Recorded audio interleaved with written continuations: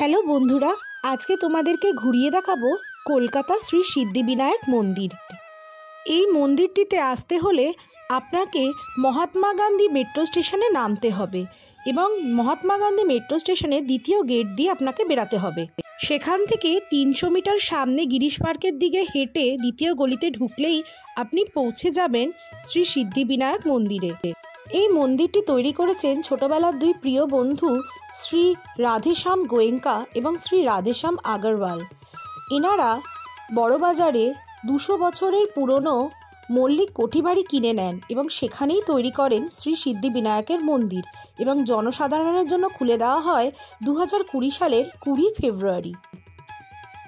এই মন্দিরটি সকাল 6টা থেকে দুপুর 12:30 পর্যন্ত খোলা থাকে, আবার বিকালে 4:30 থেকে রাত 9টা অবধি খোলা থাকে, তবে বুধবার সারাদিন খোলা থাকে। এখানে শ্রী সিদ্ধিবিনায়ক মুম্বাইয়ের শ্রী সিদ্ধিবিনায়ক মূর্তির আদলেই তৈরি এবং মন্দিরটি খুব সুন্দরভাবে সুসজ্জিত।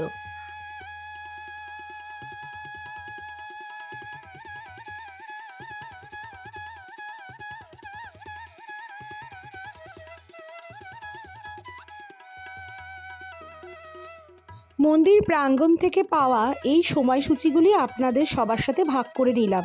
এই সময়সূচি দেখে আপনি বুঝতে পারবেন মন্দিরে কখন পূজা অর্চনা, কখন প্রসাদ বিতরণ হয়। আমরা যখন গিয়েছিলাম তখন আমরা পায়েস ভোগ এবং তার সাথে সুজি এবং ছোলা সেদ্ধ এই প্রসাদগুলি গ্রহণ করতে পেরেছিলাম। তবে আমরা দুপুরবেলা যাওয়াতে তার কিছুক্ষণের মধ্যেই 12:30টার সময় মন্দির প্রাঙ্গণ বন্ধ হয়ে যায়।